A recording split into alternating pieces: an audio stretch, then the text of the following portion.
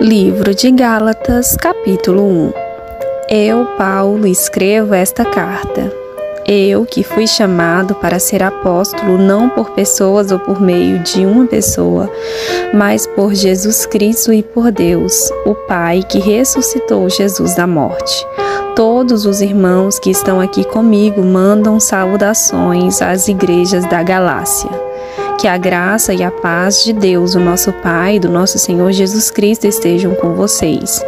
Em obediência à vontade do nosso Deus e Pai, Cristo se entregou para ser morto a fim de tirar os nossos pecados e assim nos livrar deste mundo mau. A Deus seja a glória para todos sempre. Amém. Estou muito admirado com vocês, pois estão abandonando tão depressa aquele que os chamou por meio da graça de Cristo e estão aceitando outro evangelho. Na verdade, não existe outro evangelho, porém eu falo assim porque há algumas pessoas que estão perturbando vocês, querendo mudar o evangelho de Cristo.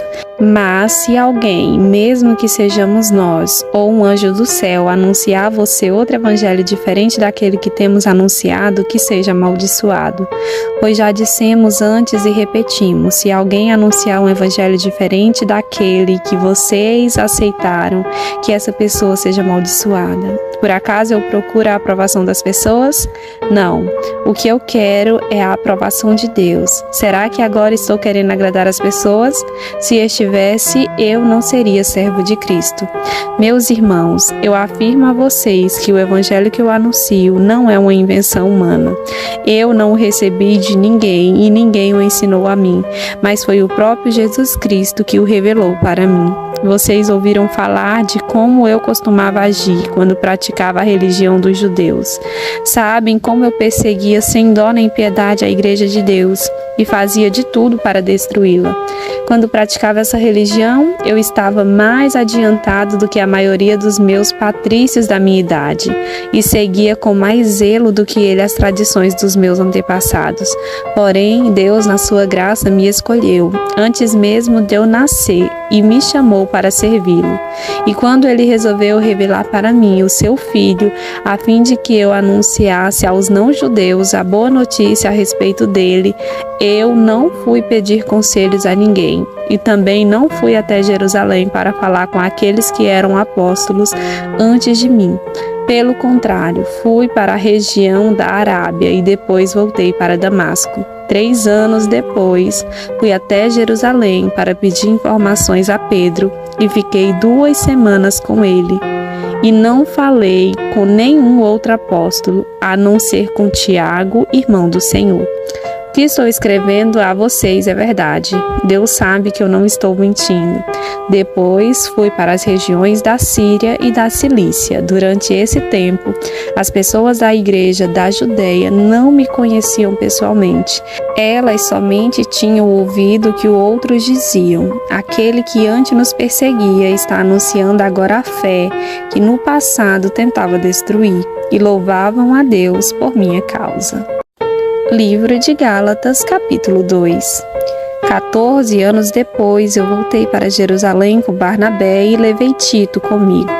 Voltei para lá porque Deus me revelou que eu devia fazer isso. Ali, numa região particular, com os líderes da igreja, eu expliquei a eles a mensagem do evangelho que anuncio aos não-judeus. Eu não queria que o trabalho que tinha feito e estava fazendo fosse um trabalho perdido. Tito estava comigo, mas ele não foi obrigado a circuncidar-se, embora ele não seja judeu. Porém, alguns tinham se juntado ao nosso grupo, fazendo de conta que eram irmãos na fé e queriam circuncidá-lo. Eram homens que tinham entrado para o grupo como espiões, a fim de espiar a liberdade que temos por estarmos unidos com Cristo Jesus e para nos tornar escravos de novo. Mas em nenhum momento nós cedemos, pois queríamos que vocês tivessem o verdadeiro evangelho. E aqueles que pareciam ser líderes da igreja, digo isso porque para mim não importa o que eles eram, pois Deus não julga pela aparência. Aqueles líderes repetiam repito, não me deram nenhuma ideia nova. Pelo contrário, eles viram que Deus me tinha dado a responsabilidade de anunciar o evangelho aos não-judeus, assim como tinha dado a Pedro a responsabilidade de anunciá-los aos judeus. Pois, pelo poder de Deus, fui feito apóstolo para anunciar o evangelho aos não-judeus, assim como Pedro foi feito apóstolo para anunciar o evangelho aos judeus. Por isso, Tiago, Pedro e João, que eram considerados líderes da igreja, reconheceram que Deus me tinha dado essa tarefa especial, e como sinal de que éramos todos companheiros, eles deram a mim, a Barnabé, um aperto de mão. E todos nós combinamos que eu e Barnabé iríamos trabalhar entre os não-judeus e eles entre os judeus. Eles nos pediram só uma coisa, que lembrássemos dos pobres da igreja deles, e isso eu sempre tenho procurado fazer. Porém, quando Pedro veio para Antioquia da Síria, eu fiquei contra ele em público, porque ele estava completamente errado. De fato, antes de chegarem ali, alguns homens mandados por Tiago, Pedro tomava refeições com os irmãos não-judeus. Mas depois que aqueles homens chegaram, ele não queria mais tomar refeições com os não-judeus, porque tinha medo dos que eram a favor de circuncidar os não-judeus. E também os outros irmãos judeus começaram a agir como hipócritas, do mesmo modo que Pedro. E até Barnabé se deixou levar pela hipocrisia deles. Quando vi que eles não estavam agindo direito, de acordo com a verdade do Evangelho, eu disse a Pedro na presença de todos: você é judeu, mas não está vivendo como judeu, e sim como não-judeu. Então, como é que você quer obrigar os não-judeus a viverem como judeus? O fato é que nós somos judeus de nascimento e não pecadores não-judeus, como eles são chamados. Mas sabemos que todos são aceitos por Deus, somente pela fé em Jesus Cristo, e não por fazerem o que a lei manda. Assim, nós também temos crido em Cristo Jesus, a fim de sermos aceitos por Deus pela nossa fé em Cristo, e não por fazermos o que a lei nos manda. Pois ninguém é aceito por Deus por fazer o que a lei manda. Ao procurarmos ser aceitos por Deus, por estarmos unidos com Cristo, fica claro que somos pecadores, como os não-judeus. Mas será que isso quer dizer que Cristo trabalha em favor do pecado? Claro que não.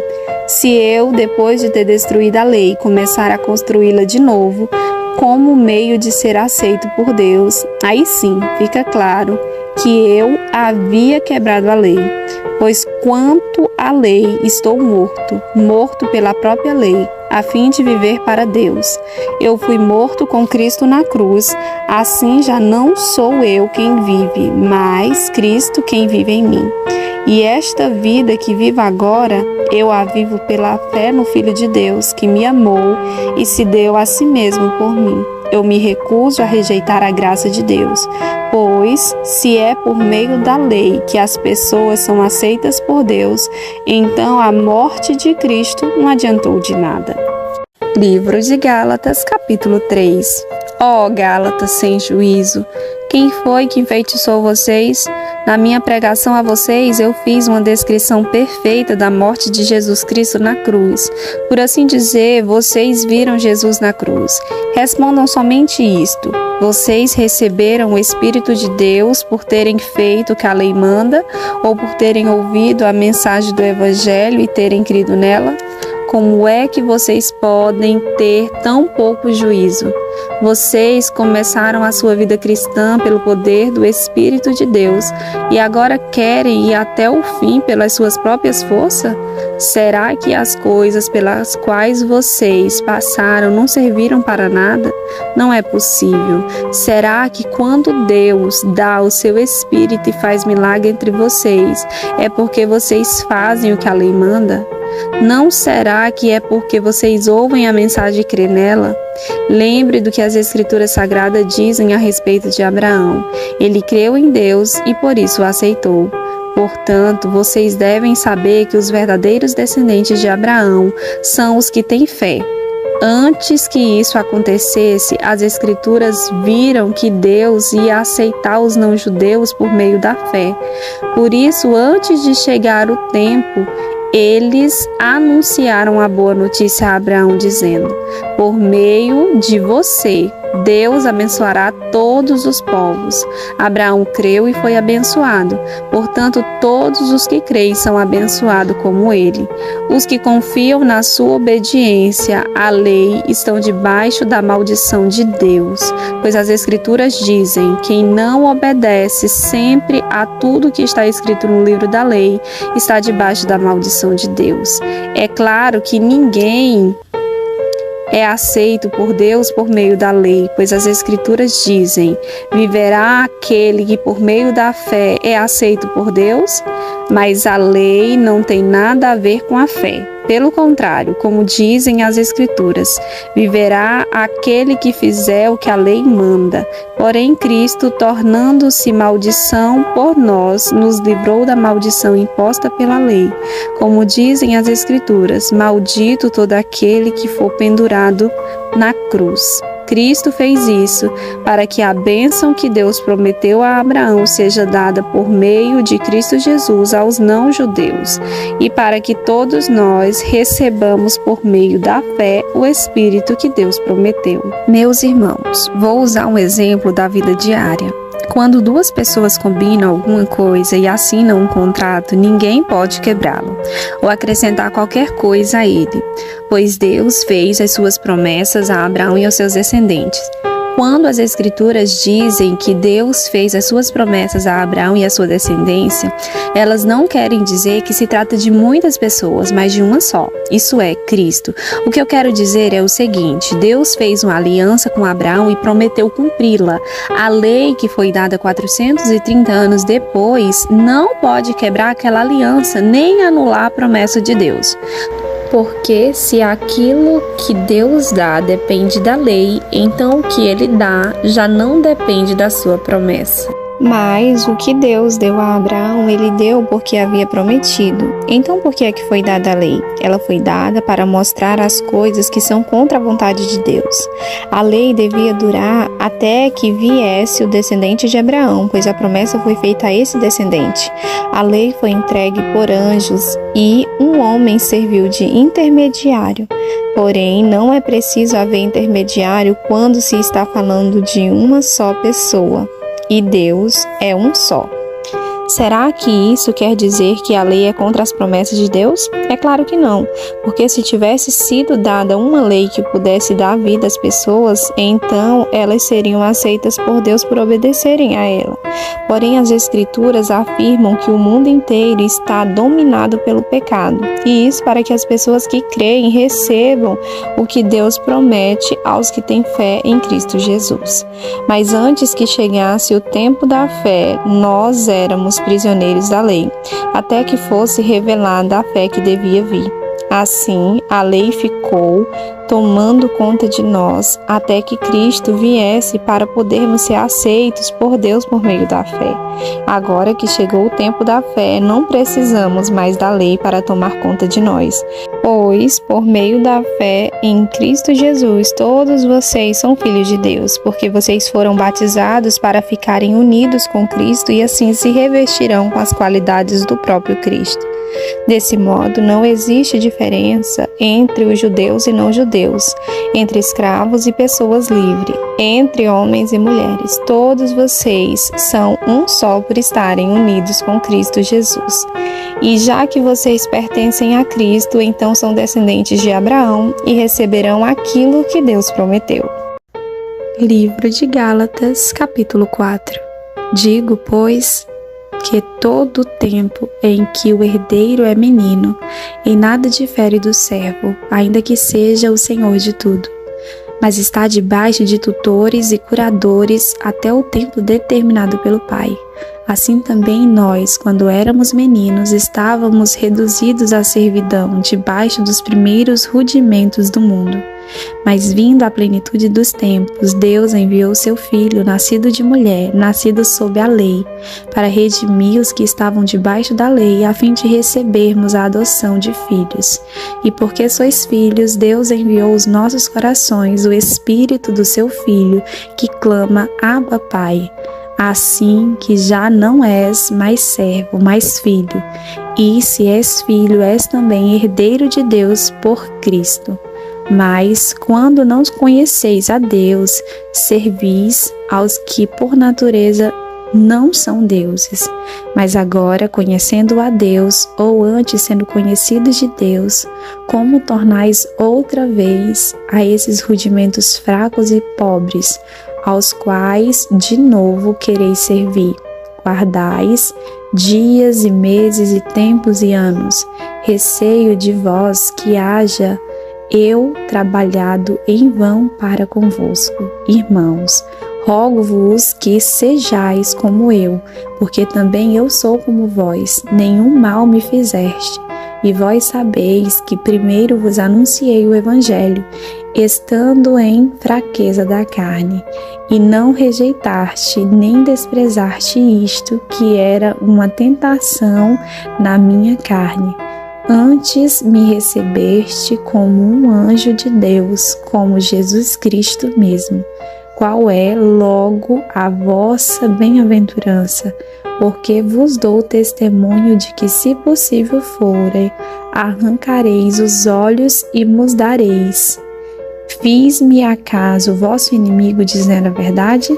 Eles têm zelo por vós, não como convém, mas querem excluir-vos para que vós tenhais zelos por eles. É bom ser zeloso, mas sempre no bem, e não somente quando estou presente convosco, meus filhinhos, por quem de novo sinto as dores de parto, até que Cristo seja formado em vós. Eu bem quiser agora estar presente convosco e mudar a minha voz, porque estou perplexo a vosso respeito. Dizei-me vós, os que quereis estar debaixo da lei, não ouvi-vos a lei, porque está escrito que Abraão teve 2 filhos, um da escrava e outro da livre. Todavia, o que era da escrava nasceu segundo a carne, mas o que era livre por promessa. O que se entende por alegoria, porque estes são os 2 concertos, um do Monte Sinai, gerando filhos para a servidão, que é Agar. Ora, esta Agar é Sinai, um monte da Arábia, que corresponde a Jerusalém, que agora existe, pois é escrava com seus filhos. Mas a Jerusalém, que é de cima e é livre, a qual é mãe de todos nós. Porque está escrito: alegra-te, estéril, que não dás à luz, esforça-te e clama, tu que não estás de parto, porque os filhos da solitária são mais do que das que têm marido. Mas nós, irmãos, somos filhos da promessa como Isaque. Mas como então aquele que era gerado segundo a carne perseguia o que era segundo o Espírito, assim também agora. Mas que diz a Escritura: lança fora a escrava e o seu filho, porque de modo algum o filho da escrava herdará com o filho da livre, de maneira que, irmãos, somos filhos não da escrava, mas da livre. Livro de Gálatas, capítulo 5. Cristo nos libertou para que nós sejamos realmente livres. Por isso, continuem firmes como pessoas livres e não se tornem escravos novamente. Prestem atenção. Eu, Paulo, afirmo que se vocês deixarem que o circundem, então Cristo não tem nenhum valor para vocês. Repito isto mais uma vez para qualquer homem que deixar que o circuncidem. Esse homem é obrigado a obedecer toda a lei. Vocês que querem que Deus os aceite porque obedecem à lei, estão separados de Cristo e não têm a graça de Deus. Mas nós temos a esperança de que Deus nos aceitará. E isso é o que esperamos pelo poder do Espírito de Deus que age por meio da nossa fé. Pois quando estávamos unidos com Cristo Jesus, não faz diferença nenhuma estar ou não estar circuncidado. O que importa é a fé que age por meio do amor. Vocês estavam indo bem. Quem convenceu vocês a deixarem de seguir a verdade? É claro que quem os convenceu não foi Deus, que os chamou. Como dizem por aí, Um pouco de fermento fermenta toda a massa, mas eu ainda tenho confiança em vocês. A nossa união com o Senhor me dá a certeza de que vocês voltarão a pensar de maneira certa. E também tenho certeza de que o homem que está perturbando vocês, seja ele quem for, será castigado por Deus. Porém, irmãos, se é verdade que eu continuo a anunciar que a circuncisão é necessária, por que é que eu sou perseguido? Se eu anunciasse isso, então a minha pregação a respeito da cruz de Cristo não causaria dificuldade para ninguém. E quanto a esses homens que andam perturbando vocês, eu gostaria que se castrassem de uma vez. Porém, vocês, irmãos, foram chamados para serem livres, mas não deixem que essa liberdade se torne uma desculpa para permitir que a natureza humana domine vocês. Pelo contrário, que o amor faça com que vocês sirvam uns aos outros, pois a lei inteira se resume em um mandamento só: ame os outros como você ama a você mesmo. Mas se vocês agem como animais selvagens, ferindo e prejudicando uns aos outros, então, cuidado para não acabarem se matando. Quero dizer a vocês o seguinte: deixe que o Espírito de Deus dirija a vida de vocês e não obedeçam os desejos da natureza humana, porque o que a nossa natureza humana quer é contra o que o Espírito quer, e o que o Espírito quer é contra o que a natureza humana quer. Os dois são inimigos e por isso vocês não podem fazer o que vocês querem. Porém, se é o Espírito de Deus que guia vocês, então vocês não estão debaixo da lei. As coisas que a natureza humana produz são bem conhecidas. Elas são a imoralidade sexual, a impureza, as ações indecentes, a adoração a ídolos, as feitiçarias, as inimizades, as brigas, as ciumeiras, os acessos de raiva, a ambição egoísta, a desunião, as divisões, as invejas, as bebedeiras, as farras e outras coisas parecidas com essas. Repito o que já disse: os que fazem essas coisas não poderão receber o reino de Deus. Mas o Espírito de Deus produz o amor, a alegria, a paz, a paciência, a delicadeza, a bondade, a fidelidade, a humildade e o domínio próprio. E contra estas coisas não existe lei. As pessoas que pertencem a Cristo Jesus crucificaram a natureza humana delas, junto com todas as paixões e desejos dessa natureza. Que o Espírito de Deus, que nos deu a vida, controle também a nossa vida. Nós não devemos ser orgulhosos, nem provocar ninguém, nem ter inveja um dos outros. Livro de Gálatas, capítulo 6. Meus irmãos, se alguém for apanhado em alguma falta, vocês que são espirituais devem ajudar essa pessoa a se corrigir. Mas façam isso com humildade e tenham cuidado para que vocês não sejam tentados também. Ajudem uns aos outros e assim vocês estarão obedecendo à lei de Cristo. A pessoa que pensa que é importante, quando de fato não é, está enganando a si mesma. Que cada pessoa examine o seu próprio modo de agir. Se ele for bom, então a pessoa pode se orgulhar do que faz, sem precisar comparar o seu modo de agir com o dos outros, porque cada pessoa deve carregar a sua própria carga. A pessoa que está aprendendo o Evangelho de Cristo deve repartir todas as suas coisas boas com quem estiver ensinando. Não se engane, ninguém zomba de Deus. O que uma pessoa plantar, é isso mesmo que ela colherá. Se plantar no terreno da sua natureza humana, desse terreno colherá a morte. Porém, se plantar no terreno do Espírito de Deus, desse terreno colherá a vida eterna. Não nos cansemos de fazer o bem, pois, se não desanimarmos, chegará o tempo certo em que faremos a nossa colheita. Portanto, sempre que pudermos, devemos fazer o bem a todos, especialmente aos que fazem parte da nossa família na fé. Vejam as letras grandes que estou escrevendo com a minha própria mão. Os que estão forçando vocês a se circuncidarem são pessoas que querem ficar orgulhosas de coisas de pouca importância. Eles fazem isso somente para não serem perseguidos por causa da cruz de Cristo, pois nem mesmo os que praticam a circuncisão obedecem à lei. Porém, eles querem que vocês se circuncidem para que eles possam se gabar de terem colocado o sinal da circuncisão no corpo de vocês. Mas eu me orgulharei somente da cruz do nosso Salvador Jesus Cristo, pois por meio da cruz o mundo está morto para mim, e eu estou morto para o mundo.